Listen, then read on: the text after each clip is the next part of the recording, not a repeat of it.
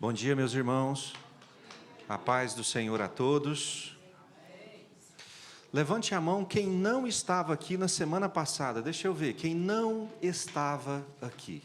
Para quem estava e não estava, vamos abrir em Gálatas capítulo 5, verso 19. Por favor. Esse é o nosso texto base, texto de introdução, texto de conclusão, texto de desenvolvimento. Está em Gálatas 5, a partir do verso 19. Da semana passada para cá, você já decorou esse versículo? Principalmente o 22? Se não, nós vamos exercitar a memória hoje. Gálatas 5,19 diz assim: Ora, as obras da carne são conhecidas e são prostituição, impureza, lascívia, idolatria, feitiçarias, inimizades, porfias, ciúmes, iras, discórdias, dissensões, facções, invejas, bebedices, glutonarias e coisas semelhantes a estas, a respeito das quais eu vos declaro, como já outrora vos preveni, que não herdarão o reino de Deus os que tais coisas praticam. Mas o fruto do Espírito é, vamos juntos? Amor, alegria, paz, longanimidade, benignidade, bondade, fidelidade, mansidão, domínio próprio. Contra estas coisas não há lei. Verso 22, mas o fruto do Espírito é. Fecha seu olho que você vai memorizar isso agora. O fruto do Espírito é amor, alegria, paz, longanimidade, benignidade, fidelidade, mansidão, domínio próprio. Decorou? De novo. Amor, alegria, paz, longanimidade, benignidade, bondade, fidelidade, mansidão, domínio próprio. Decorou? Os 4 primeiros: amor, alegria, paz, longanimidade. Podem se assentar. Na semana passada, nós falamos do quarteto fantástico, que são os 4 primeiros frutos do Espírito. Vocês estão vendo ali a nossa uvinha? Para quem não estava aqui, essa aqui foi usada no Acampa Kids, para ensinar o fruto do Espírito às crianças. E eu estou aproveitando hoje, e semana passada ela, que eu acho que pode nos auxiliar. Na semana passada, nós falamos aqui que as obras da carne, elas podem te levar ao inferno. E nós pregamos sobre as 15 obras da carne, falamos sobre cada uma delas, e Paulo adverte ali, como outrora ele já preveniu, que não herdarão o reino de Deus os que tais coisas praticam. Quem pratica a obra da carne vai para onde? Para o inferno. A obra da carne te leva para o inferno. O fruto do Espírito te leva para o céu. O fruto do Espírito te leva para o céu. Quem te leva para o céu? Não há nada que você possa fazer que te torne apto a herdar a salvação. A salvação é obra exclusiva do sacrifício de Jesus. Então, se a pessoa exteriorizar os 9 frutos do Espírito, mas não tiver Jesus, ela vai para o céu? Ele diz: eu sou o caminho. Ninguém vai ao Pai senão por... Quem te leva para o céu? Jesus. Ótimo. Mas o fruto do Espírito é o que eu gosto de chamar de prova dos 9. Porque é o teste que você faz consigo mesmo para saber se você está no caminho do céu. Porque, irmão, se você tem Jesus, as obras da carne foram mortas nele. E o fruto do Espírito renasceu em você. Amém? Amém? Não vai te levar ao céu, mas pode te mostrar se você está no caminho do céu. Que às vezes tem gente que acha que está no caminho da salvação, mas não está exteriorizando nenhum fruto. Opa, irmão, é a prova dos 9. Você pode estar no caminho do inferno achando que vai para o céu. Então experimenta isso daqui. Na semana passada nós falamos sobre os 4 primeiros. Amor, lembram disso? Palavra grega para amor qual que é? Ágape. Que é o quê? O amor que não espera nada em troca. Nós falamos sobre a alegria. Irmãos, a alegria desse mundo,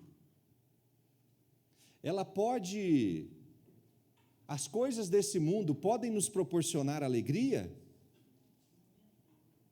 Lembram da palavra grega?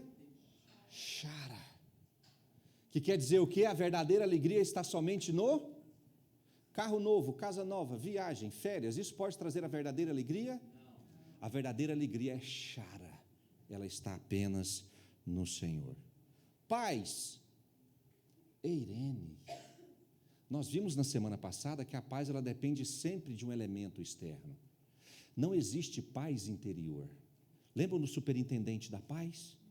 É aquele que, apesar da confusão que está ao seu redor, você sabe que tudo vai ficar bem, porque o Senhor vai organizar todas as coisas. O superintendente da paz. E por fim nós vimos a longanimidade. O que é longanimidade? Vocês lembram essa palavra grande, difícil? O que é longanimidade? A nossa capacidade de ser tardio em cirar. Aquele que tem ânimo longo. E nós vimos que o ser mais longânimo que existe é quem? Deus. Porque se Deus não fosse longânimo comigo e com você, o que já teria acontecido conosco? Irmão, se Deus não fosse tardio para se irar, a ira dele já teria nos consumido. Mas porque ele é longânimo, ele nos esperou. Irmão, e nós também precisamos aprender a ser longânimos. Amém? Quarteto fantástico, amor, alegria, paz e longanimidade. Vamos para o quinteto agora? Qual que é o próximo que está aí na sua Bíblia? Cadê os meus assistentes? Não falem, deixa eles já decoraram. Qual que é o próximo? O próximo fruto é o quê? Benignidade. A palavra benignidade vem do grego cherstotes, que pode ser facilmente traduzida como doçura e suavidade. É a capacidade do homem de desejar exclusivamente o bem, sem constranger, sem incomodar e sem causar desconforto. É o bem na sua essência de exclusividade. Sabe uma palavra grega que usa a mesma raiz cherstotes? O meu jugo é, Jesus disse, o meu jugo é suave. A palavra suave é a mesma raiz de benignidade. Cherstotes. Quando Jesus fala, o meu jugo é suave, ele quer dizer que ele não promove dor, desconforto. É doce, é bom, é agradável. Ser benigno é ser exclusivamente bom para uma pessoa, não promovendo em momento algum qualquer tipo de desconforto. Procura sempre e exclusivamente o melhor. Isso é ser benigno. E bondade? Me ajudem aqui, meus assistentes. Eu vou avançar um pouquinho, porque a gente tem que entender a diferença entre benignidade e bondade. E bondade? Se ser benigno é ser exclusivamente bom, o que é ser bom? De acordo com a bondade. A bondade, ela vem da palavra grega agatossune. Ela é uma bondade mais ampla. Ela envolve o desejo de praticar o bem, igual benignidade, Mas esse tipo de bondade é o bem, mesmo que esse bem promova desconforto. A benignidade, ela abre mão do desconforto. A bondade, ela pode envolver o desconforto. A bondade pode implicar na perda da suavidade e da doçura. Você pode usar de bondade promovendo, por exemplo, uma forte repreensão em alguém. Quer dizer que você está sendo mal? Wesley Filho chutou a bola na janela do vizinho, quebrou o vidro de propósito. Aí eu vou repreender o Wesley Filho. Isso eu estou usando de maldade para com ele? Estou, gente. Isso é bondade. A bondade envolve, mas o Wesley Filho vai gostar? Vai ser agradável? Desconfortável. Isso é bondade. Mas eu uso da bondade para com ele, repreendendo. Duas palavras muito comuns na igreja que envolvem bondade: exortação e admoestação. Na benignidade não tem exortação, na bondade tem. A bondade envolve o desconforto. Você pode disciplinar um filho usando com ele a bondade, apesar dele ficar bastante desconfortável quando você está sendo bondoso. Agora, para a gente entender bem a diferença entre os dois: Deus, Ele é benigno ou Deus é bondoso? Hã? Deus é benigno ou Deus é bondoso? Parabéns, você acabou de passar no vestibular para entrar no céu. Ambos.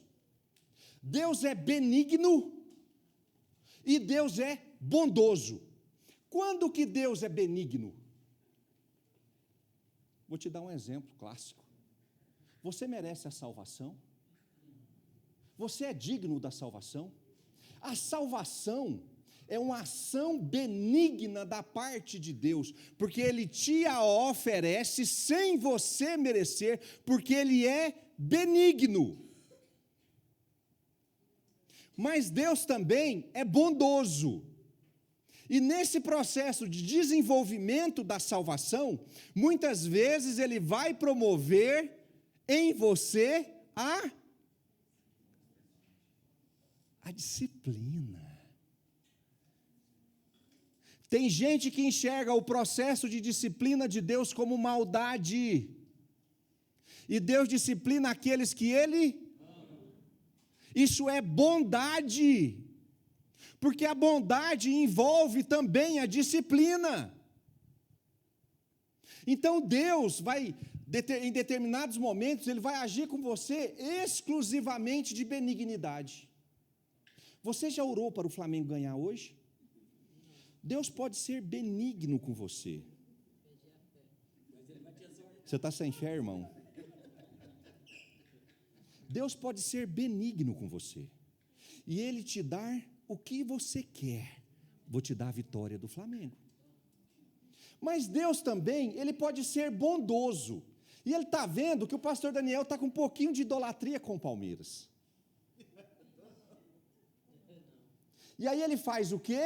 O pastor Daniel jejuma, ora, para que o Palmeiras seja campeão da Libertadores. Mas aí Deus não vai ser benigno, vai ser bondoso, vai fazer o Palmeiras perder, para ele abandonar a idolatria. Vocês entendem a diferença de benigno e bondoso? Será que Deus está sendo bondoso, Ângela? Só que para nós, irmão, como fruto do Espírito, a benignidade e a bondade, para nós ela é uma balança bem sensível e complicada de administrar. Porque sendo fruto de Espírito, os dois estão em pé de igualdade, um não é a evolução do outro. Significa dizer que em determinados momentos será necessário que você use de benignidade, e em determinados momentos vai ser necessário que você use de bondade. Não está falando que um é melhor do que o outro, elas não estão em ordem de importância, elas estão em ordem de utilização. Aí significa que, aí começa as tragédias.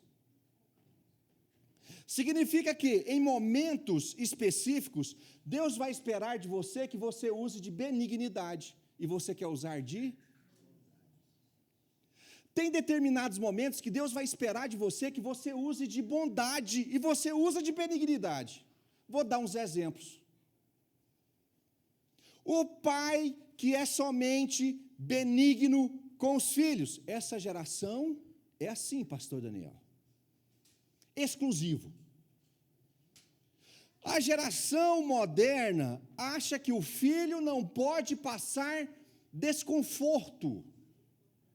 Ele não pode ser contrariado. Ele não pode passar por sofrimento. O pai só deseja ser para com o filho o quê? Benigno. É um fruto importante na relação. Mas só que Deus espera que os pais, além de benignos, eles sejam também o quê? E a bondade vai exigir a disciplina. Então tem momento na sua relação paterna em que Deus espera que você seja benigno, e tem momento na sua relação paterna que Deus espera que você seja bondoso e discipline o seu filho. Quando eu te disciplino, não é porque eu sou mau, não é porque eu sou bom.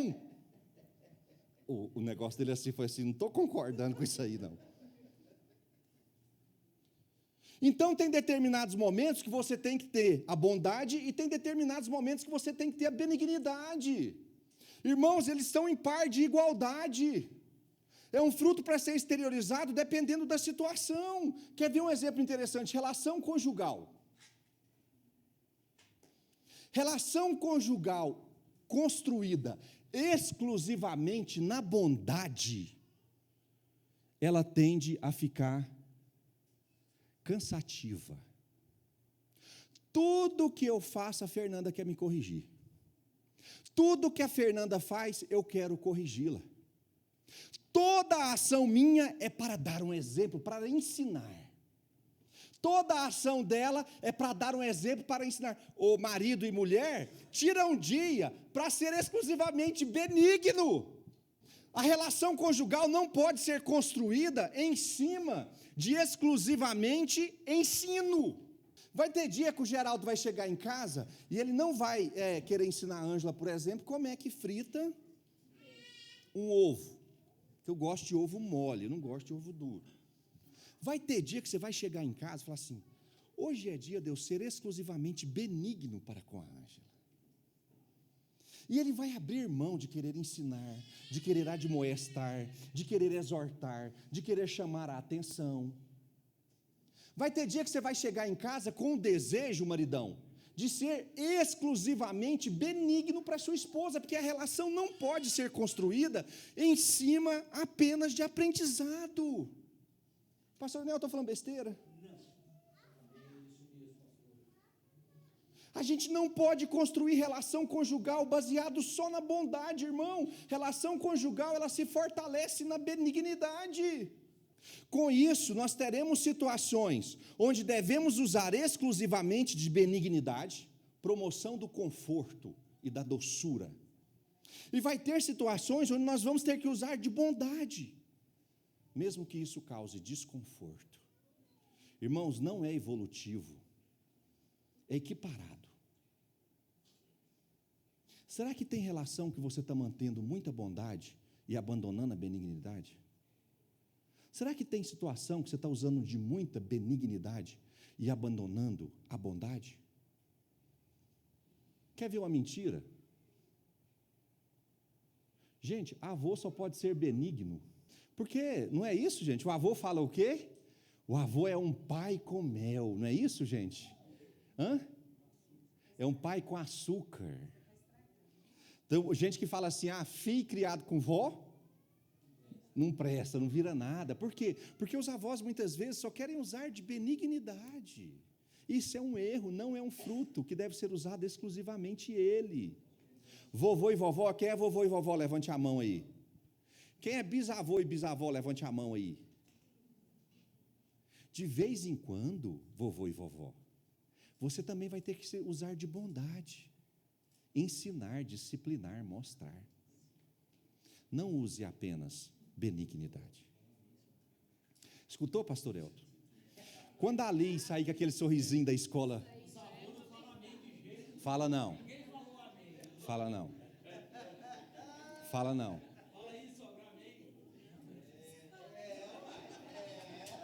Você viu o que ela falou? Não, deixa para os pais, uai. Irmãos, não existe exclusividade em exteriorização de fruto. De vez em quando é benigno, de vez em quando é bondoso. Nós precisamos ajustar melhor essa balança. Você está usando de bondade excessiva com alguém quando você deveria usar exclusivamente de benignidade. Você está usando benignidade quando você deveria estar usando bondade. Irmãos, eles estão em pé de igualdade. Cuidado para você não se embananar todo na exteriorização do fruto. Posso ouvir um amém? Amém. Qual que é o próximo? Mas vocês dois estão espertos, hein? Qual que é o próximo? Ajudem, gente. Ai, ai, ai.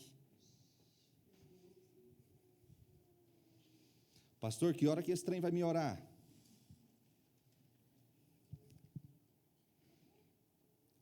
Adivinham o que é fidelidade? É a capacidade do homem em se manter fiel. É a capacidade do homem em ser confiável. Fidelidade é a constância nos compromissos assumidos com outrem, de acordo com o dicionário. Fidelidade é a constância nos compromissos assumidos com outrem. Irmãos, Deus é fiel? Irmãos, Deus é fiel? Felipe, me ajuda com Hebreus 10, 23 e Salmo 100, verso 5. Hebreus 10, 23, diz assim: guardemos firme a confissão da esperança, sem vacilar, pois quem fez a promessa, ele é fiel. Salmo 100, verso 5. Porque o Senhor é bom, a sua misericórdia dura 3 meses.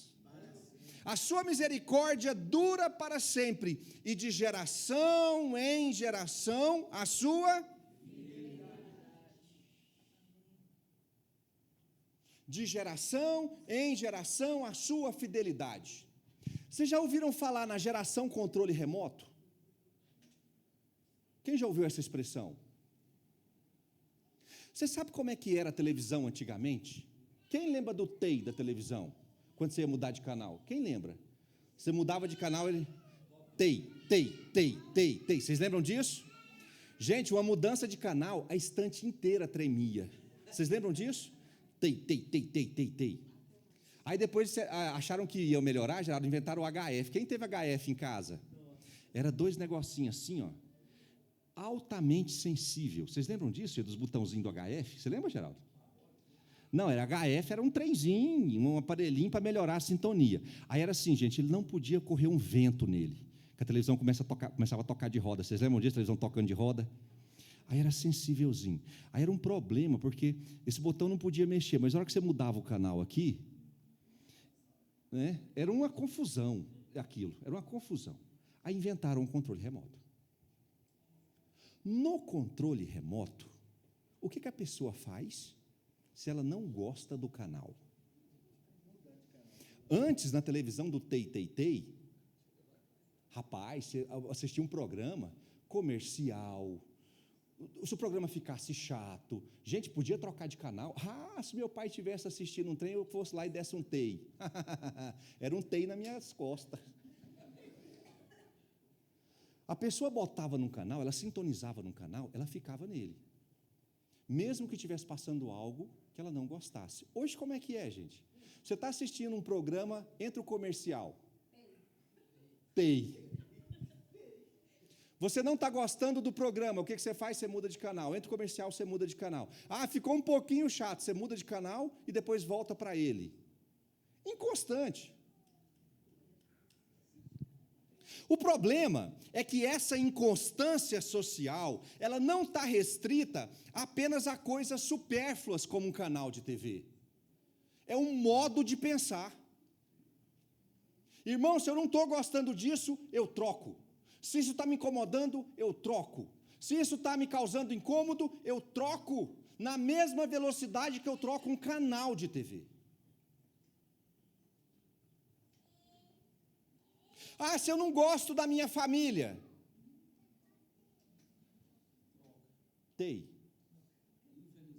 Se eu não gosto da minha esposa.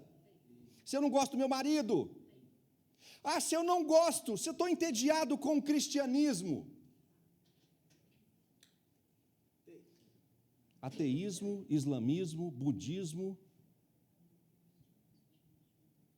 Se eu me desagrado com o meu ministério. Eu troco de ministério.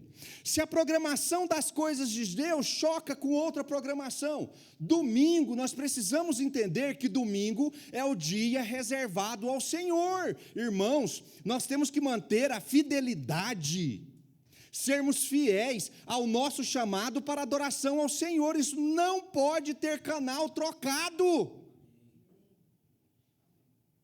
Nós estamos vivendo dentro da geração do controle remoto, achando que tudo é, como é que chama a coisa que pode trocar fácil? Descartável. Nada é duradouro, nada é para sempre. Tudo a gente quer trocar. Se o pastor falou uma coisa que eu não gosto, na semana que vem eu já não vou. Se tem Fórmula 1 no domingo de manhã, eu já falto à celebração. Se eu acordo indisposto, eu já não estou na celebração. Irmãos, a fidelidade é um fruto do Espírito, e nós precisamos rejeitar essa geração que não dá valor para nada. Amém. Nós precisamos voltar à geração do TEI, fiel a uma programação, fiel a um princípio. Entediou, eu troco. Entediou, eu vou para outro canal. Entediou, eu vou para outro lugar. Irmãos, a fidelidade é um fruto do Espírito. Deixa eu te falar um negócio aqui. Tem coisas que Deus falou há 5.000 anos atrás, e daqui a 50.000 anos Ele vai ser fiel àquilo que Ele falou. Amém. Essa geração não consegue manter o compromisso que fez ontem à noite. Inconstante em todos os seus caminhos. Irmãos, a fidelidade é um fruto do Espírito que nós não podemos abrir mão. Eu posso ouvir um amém aí? Amém. Diga para a pessoa que está do seu lado, diga para ela o que Jesus disse: servo bom e diga para ela, você é um servo bom e fiel. Servo bom e fiel. Gente, Jesus nas parábolas dele, ele costumava falar isso com muita frequência. Bom e fiel, prudente e fiel. Deus espera de nós que a gente tenha honradez e garanta e cumpra os nossos compromissos. Fidelidade é fruto do Espírito. Seja fiel. Às vezes eu sinto falta de alguém na celebração, pergunto, por que você não vê, irmão? Ai, pastor, eu acordei com uma indisposição. Quando eu ouço a palavra disposição, não sei se é o diabo que fala isso no meu coração, pastor. Difícil, né? Quando eu ouço a palavra indisposição, já vem assim o julgamento, pastor. Não veio porque está com preguiça. Indisposição. Nós precisamos exteriorizar mais o fruto da fidelidade. Irmão, domingo de manhã é dia de quê? O domingo é o nosso dia reservado ao Senhor. Você participa de uma célula? Você tem um compromisso de estar nessa célula? Significa que o dia que tiver célula, você tem que estar onde? Irmão, você tem fidelidade com a leitura da palavra de Deus? Você fez um compromisso com o Senhor de estar buscando ao Senhor? Amanhã dá para eu abrir mão desse compromisso? Fidelidade. Fidelidade. Jesus exalta o servo bom e fiel. Não podemos seguir com padrões de fidelidade que não conseguem sustentar aquilo que foi firmado horas atrás. Fidelidade, irmão. Seja firme. Seja firme. Não seja da geração controle remoto, não. Seja firme. Não abra mão da sua aliança. Não abra mão dos seus compromissos com Deus. Não abra mão daquilo que você prometeu ao Senhor. Não abra mão da aliança que você tem com as pessoas da sua congregação. Todas as vezes que alguém vem conversar comigo para dizer assim, pastor, estou pensando em mudar de congregação. Você sabe qual que é a minha resposta todas as vezes? Irmão, eu te libero, mas saiba que nós temos uma aliança. Então, da minha parte, você pode esperar que eu vou estar ligado com você para sempre, porque isso não pode ser quebrado.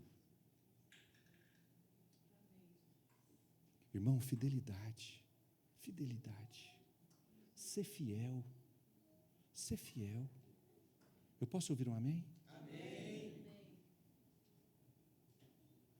Você lembra do compromisso que você fez com o Senhor há 30 anos atrás, para quem tem mais de 30 anos?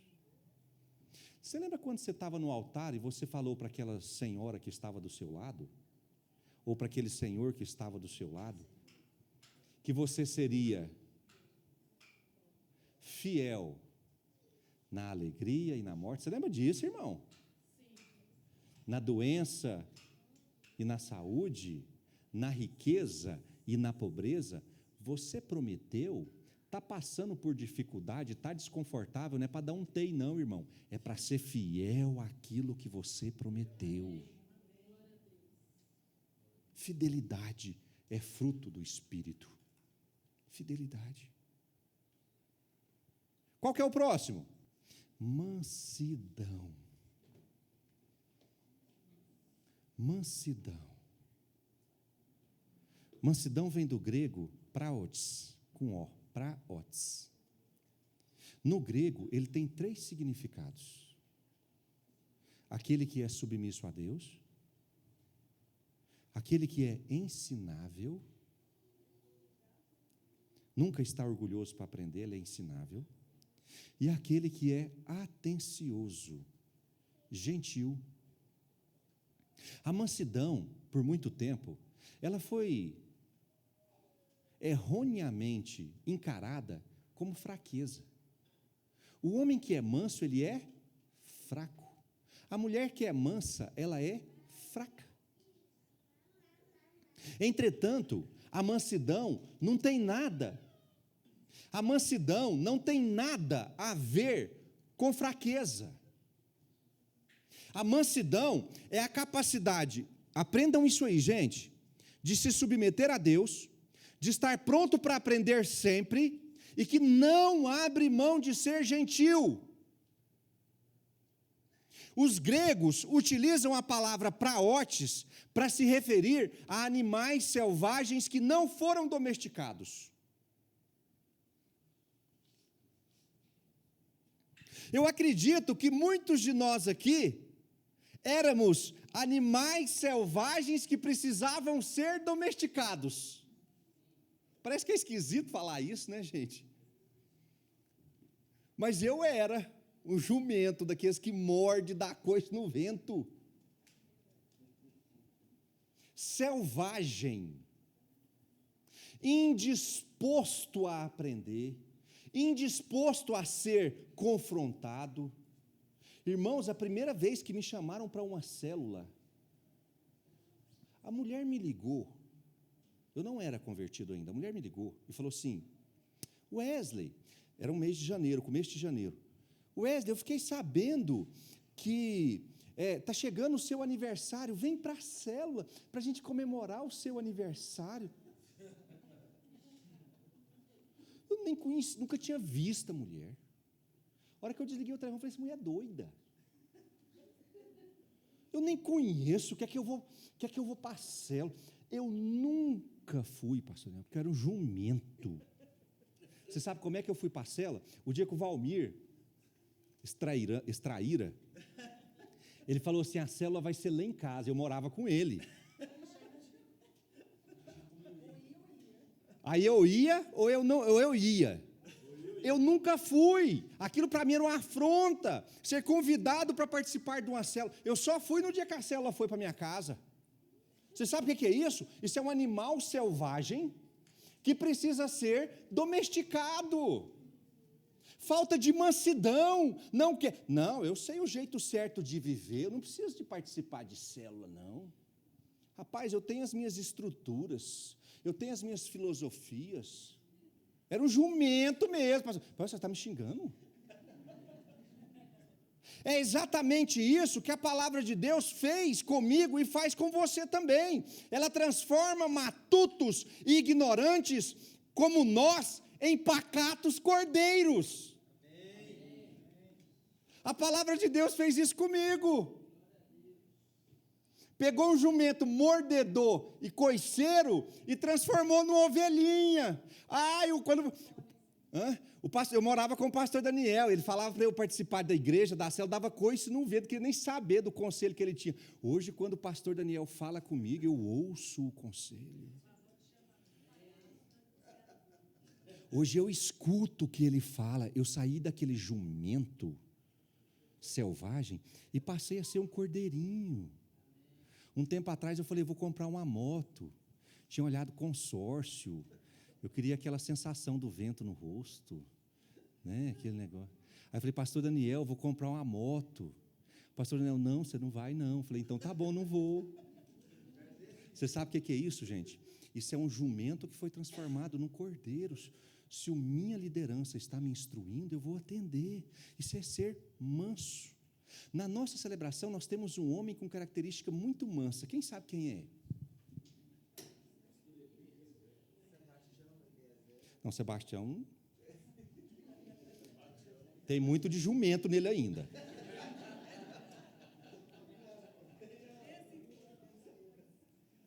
Gente, o pastor Eliezer é um homem manso.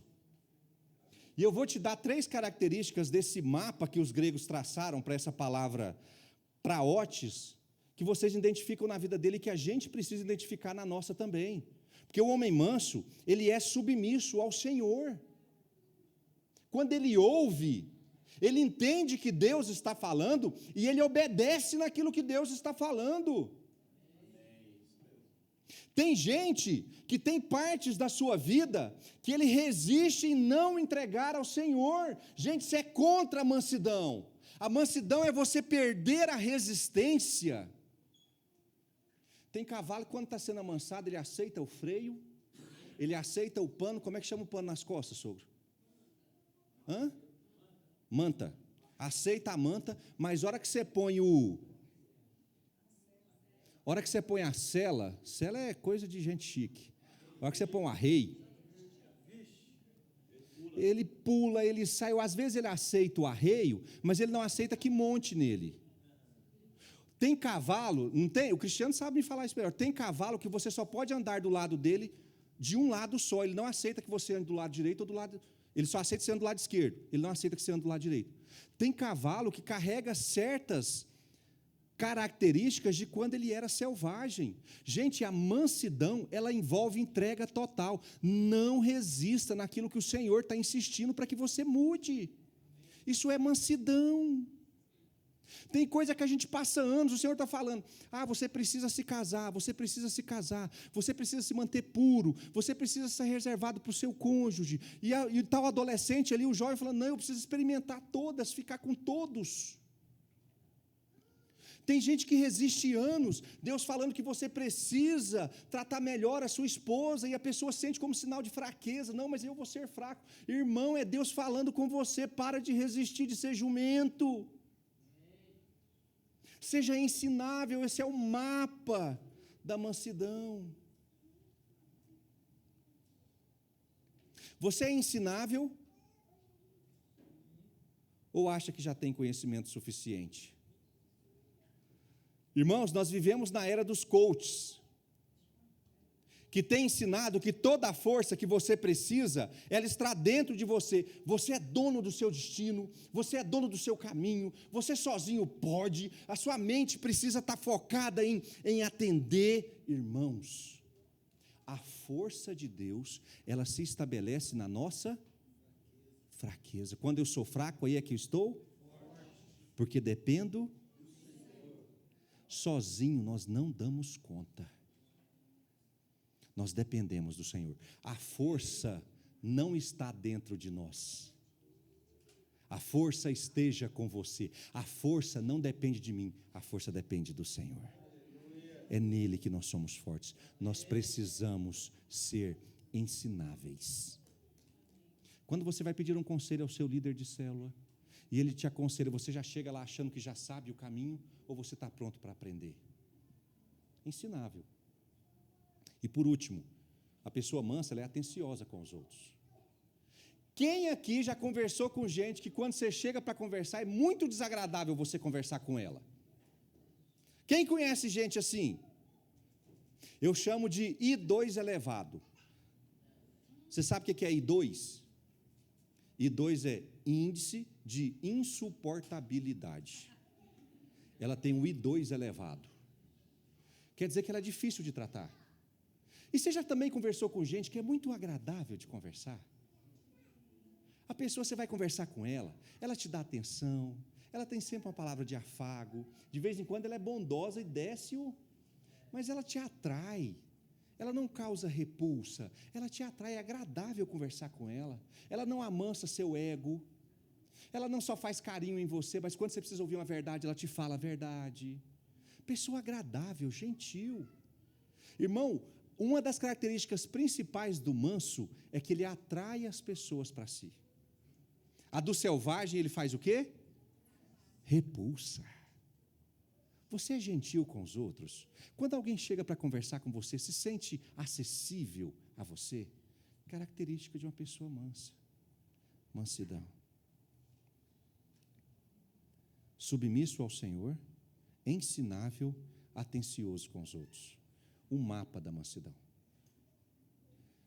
Filipe, Mateus 11, 29. Diz assim: tomai sobre vós o meu e aprendei, porque sou o que, meus irmãos? Jesus atraía as pessoas para Ele. Você sabe por quê? Porque Ele era manso e humilde de coração. As pessoas não chegavam nele e saía tomando coice. As pessoas não chegavam nele, ele se impunha com autoridade. Ele atraía as pessoas para ele. Irmão, atraia as pessoas para você. Isso é possível através da mansidão. Posso ouvir um amém? Amém. E o fim, o último, qual que é? Vocês estão pensando assim, graças a Deus acabou essa pataquada.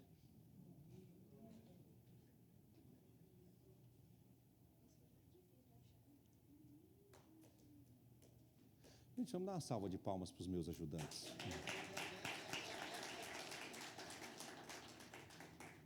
Vai ser bom de serviço assim lá longe.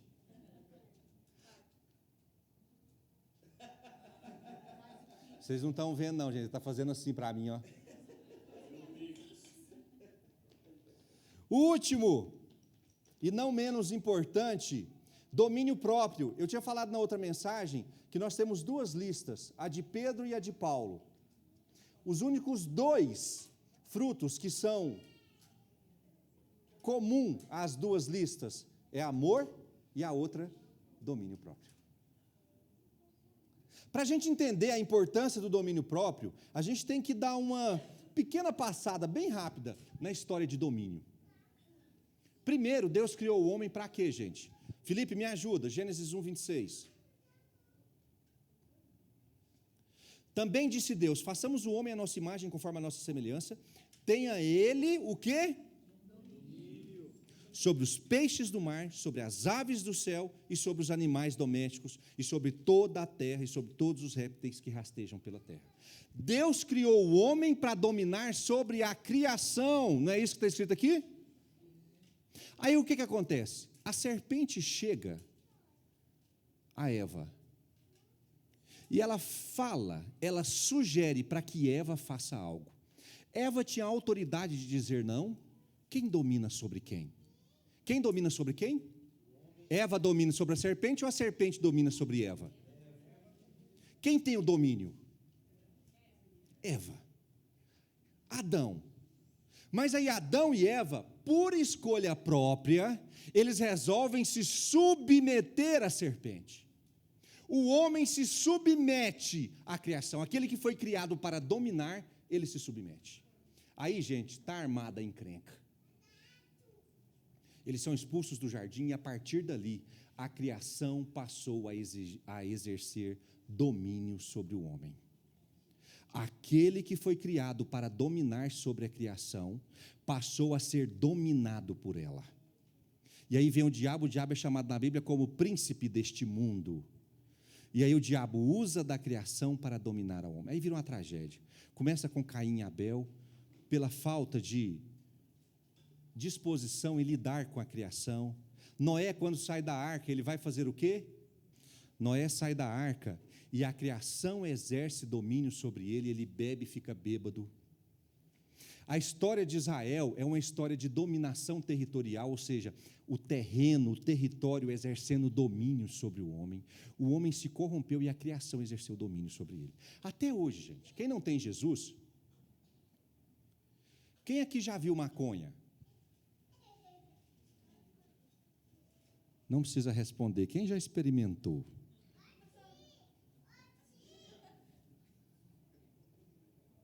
Você sabe o que é isso? É a mais singela prova de que a criação, uma planta que nasce, pega sol, umidade, você rega, ela cresce, ela domina o homem. A folha de coca e qualquer pornografia, sexualidade, eros, é a dominação da criação por sobre o homem. Mas aí você sabe o que aconteceu na história? Veio Jesus. E aí Jesus vai restabelecer o senso de domínio. Está lá, Felipe, me ajuda. Efésios 1:20. Olha o que diz.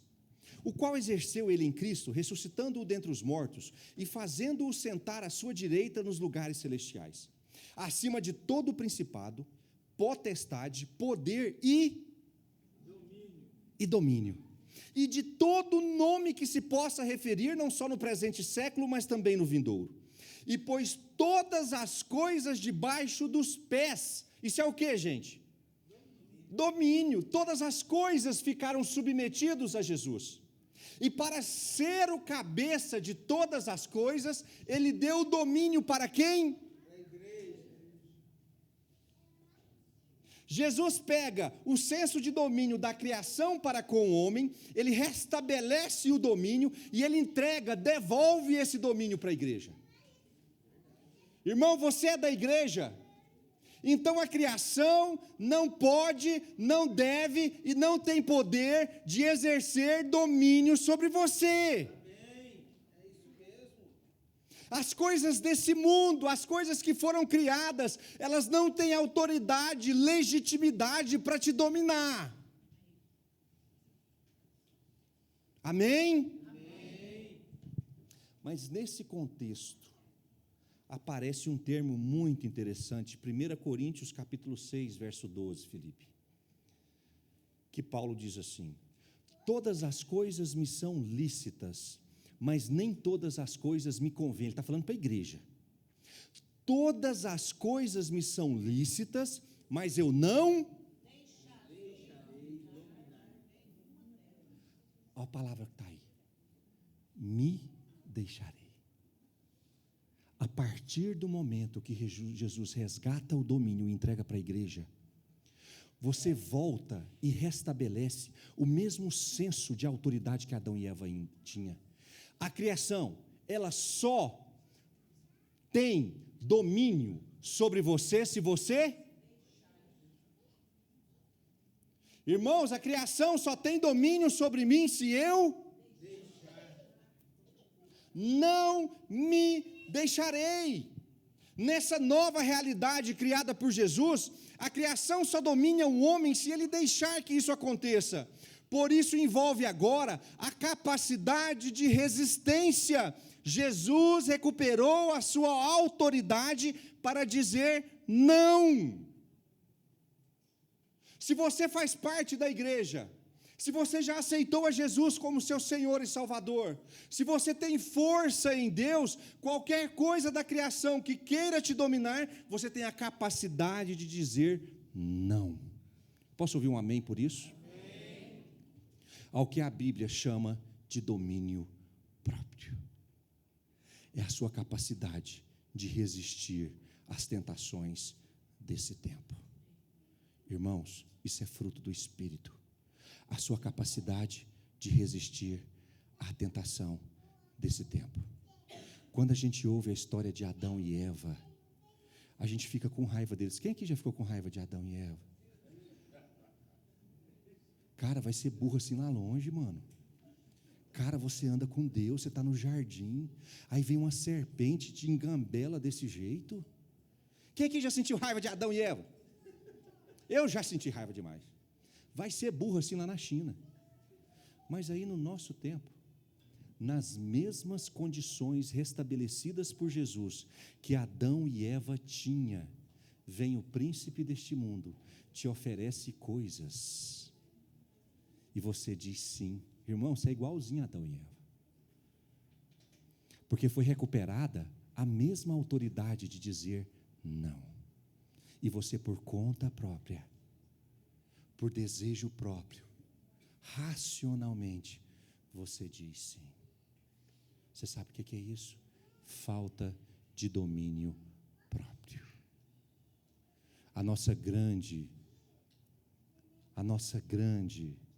Nosso grande desafio hoje é dominar a nós mesmos. Nós mesmos. Aristóteles diz assim, filósofo, famoso filósofo: a temperança é toda vez que a sua emoção está inteiramente subjugada à razão. Isso é temperança. Emoção está dominada pela razão. Luxúria é quando a razão ela está dominada pela emoção. Isso se chama luxúria. A sua razão não tem mais, agora é só a minha paixão que manda em mim, só a minha emoção. Incontinência é quando a razão luta, mas a emoção sempre vence. Elas estão lutando ali. E ele chama de domínio próprio, quando a emoção luta, mas a razão sempre vence. Irmãos, por mais que a tentação bata à sua porta, você sempre terá condições de dizer não. Isso é domínio próprio. Domínio próprio. Jesus disse que não há tentação que nós não sejamos capazes de resistir. Se Deus permitiu que a tentação viesse, Ele vai prover meios para que você resista a ela, a não ser que você não queira. Você sabe como é que se chama isso? Domínio próprio. A razão e a paixão estão lutando, mas a sua capacidade de dizer não, ela sempre é estabelecida. Domínio próprio. Amém, irmãos? Amém. Deus recuperou para você a sua capacidade de dizer não. Irmãos, fruto do Espírito nos habilita a ir para o céu? É só a prova dos 9. Irmãos, olhando para essa pequena lista, ou olhando para essa uva, na prova dos 9, você acha que tem algo ali, agora que você entende bem, todo mundo sabe o que é amor, todo mundo sabe o que é alegria, todo mundo sabe o que é paz, longanimidade, benignidade, bondade, fidelidade, mansidão e domínio próprio. Quando você olha para aquela lista, você sabe o que ela significa? Todos nós sabemos, não sabemos? Se tem algo ali que não está sendo gerado em você, se tem algo ali que está fugindo da sua frutificação, eu creio que o Senhor está nos chamando a restabelecer o fruto do Espírito dentro de nós. Irmãos, Deus quer corrigir a direção, Deus quer corrigir o rumo. Sabe quando você pega um caminho errado? Você está no caminho da salvação, mas você pegou um trevo, foi para a direção errada? Eu creio que se tem algo que nós não estamos frutificando ali, nós pegamos um trevo na direção errada, mas o Senhor quer restabelecer o caminho de novo. Você pode permitir que o Senhor faça isso? Vamos ficar de pé.